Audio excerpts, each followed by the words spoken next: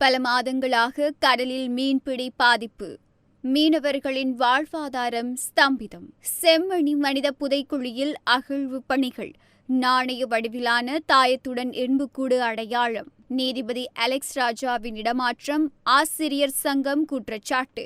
காங்கேசன்துறை நாகப்பட்டினம் இடையிலான கப்பல் சேவை மீண்டும் ஆரம்பம்.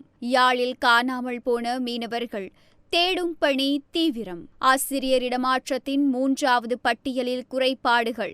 தீபன் திலீசன் கருத்து. வரலாற்று சிறப்புமிக்க வச்சா பண்ணகியம்மன் ஆலய வருடாந்த பொங்கல் உற்சவம். துர்கா லட்சுமி வீடியோ கால் ஜோதிடம். எந்த பிரச்சனையாக இருந்தாலும் வீடியோ கால் மூலம் சரி செய்யப்படும். அனைத்து பிரச்சனைகளுக்கும் 11 நாட்களில் தீர்வு. பல மாதங்களாக கடலில் மீன்பிடியால் வருமானமின்றி மீனவர்கள் பெரிதும் பாதிக்கப்பட்டதாகவும், இதனால் தான் காணாமல் போன மீனவர்கள் மோசமான காலநிலையையும் கருத்தில் கொள்ளாது ஆழ்கடலிற்கு மீன்பிடிக்க செல்ல வேண்டி ஏற்பட்டதாகவும், இவ்வாறு வாழ்வாதாரத்திற்காக சென்றவர்களே காணாமல் போனவர்கள் என வடமாகாண மீனவ பிரதிநிதி நா. வர்ணகுலசிங்கம் தெரிவித்துள்ளார். அவர் பருத்தித்துறையில் சமூக மாற்றத்திற்கான ஊடக மையத்தில் நடாத்திய ஊடக சந்திப்பிலேயே இவ்வாறு தெரிவித்துள்ளார். சட்டவிரோத கடற்றொழில்களை கடற்றொழில் மற்றும் நீரியல் வளத்துறை கட்டுப்படுத்த நடவடிக்கை எடுக்க வேண்டும் என்றும், எல்லை தாண்டும் இந்திய மீன்பிடி படகுகளாலும் வடக்கு மீனவர்கள் பெரிதும் பாதிக்கப்படுவதாகவும், பல மாதங்களாக மீனவர்கள் வருமானமின்றி அவதிப்படுவதாகவும் அவர் சுட்டிக்காட்டியுள்ளார். செம்மணி மனித புதைக்குழியில் 3ஆம் கட்ட அகழ்வு பணிகளின் 2ஆம் பகுதி அகழ்வு பணிகள் நேற்றைய தினம் திங்கட்கிழமை மீண்டும் ஆரம்பிக்கப்பட்டுள்ள நிலையில், கழுத்தில் நாணய வடிவிலான தாயத்துடன் எண்புக்கூடு ஒன்று அடையாளம் காணப்பட்ட நிலையில் அது அகழ்ந்தெடுக்கப்பட்டுள்ளது. செம்மணி மனித புதைக்குழியின் 3ஆம் கட்ட அகழ்வு பணிகள் ஏப்ரல் மாதம் 28ஆம் திகதி ஆரம்பமான நிலையில், மே மாதம் 9ஆம் திகதி சனிக்கிழமை வரையில் 12 நாட்கள் அகழ்வு பணிகள் தொடர்ச்சியாக நடைபெற்றன. யாழ்ப்பாண முன்னாள் மேல் நீதிமன்ற நீதிபதியின் திடீர் இடமாற்றம் வடக்கில் நீதித்துறையை எங்களால் அடக்க முடியும் என்பதை உணர்த்துவதாக அமைந்துள்ளதாக இலங்கை ஆசிரியர் சங்கத்தின் உபசெயலாளர் தெரிவித்தார். நேற்று யாழ்ப்பாணத்தில் இடம்பெற்ற ஊடகவியலாளர் சந்திப்பின் போதே அவர் இவ்வாறு தெரிவித்தார்.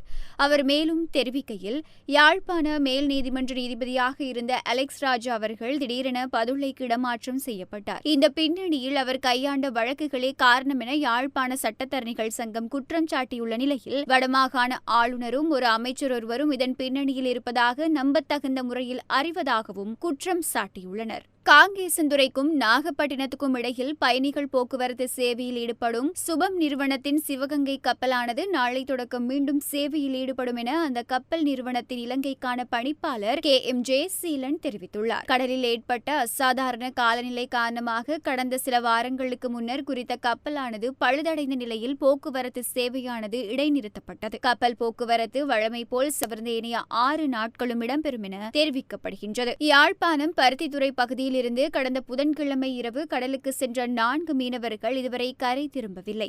இவர்களை தேடும் பணி நேற்றும் 4வது நாளாகவும் முன்னெடுக்கப்பட்டது. கடற்படையின் படகுகள் மற்றும் மீனவர்களின் படகுகள் இணைந்து தேடுதலில் ஈடுபட்டன. இதன்போது ஒரே குடும்பத்தை சேர்ந்த தந்தையும் மகனும் மற்றும் 2 குடும்பத்தை சேர்ந்த இருவரும் மொத்தமாக 4 புதன்கிழமை இரவு 12 மணிக்கு தொழிலுக்காக கடலுக்கு சென்றனர். இவர்கள் 4 இதுவரை வீடு திரும்பவில்லை. பல்வேறு வழிகளில் தேடுதல் நடவடிக்கைகள் முன்னெடுக்கப்பட்டு வருகின்றன. இலங்கை ஆசிரியர் சங்கத்தின் உபசெயலாளர் தீபன் திலீசனின் ஊடக சந்திப்பு யாழ் அலுவலகத்தில் இடம்பெற்றது. சேவையின் தேவை கருதிய ஆசிரியர் இடமாற்றத்தின் 3வது பட்டியலில் உள்ள குறைபாடுகள், நீதித்துறையில் ஆளுநர் மற்றும் அமைச்சரின் தலையீடு தொடர்பில் கருத்து தெரிவித்தார். முல்லைத்தீவு மாவட்டத்தில் வரலாற்று சிறப்புமிக்க வச்சாப்பளை கண்ணகி அம்மன் ஆலய வருடாந்த உற்சவம் கடந்த 25ஆம் திகதி நண்டுக்கடலில் புனித நீரில் விளக்கு வைப்புடன் ஆரம்பமாகி தொடர்ந்து நடைபெற்று நேற்றைய தினம் பல்லாயிரக்கணக்கான அடியார்கள் பால் காவடிகள், பறவை காவடி, ஆணிப்பாத நிவர்த்தி, கடன் நங்க பிரதட்சணை, இரவு பகலாக பொங்கல் நிகழ்வுகளும் போன்ற நிவர்த்தி கடன்களை ஆலயத்துக்கு வருகை தரும் அடியார்கள் நிறைவேற்றினர்.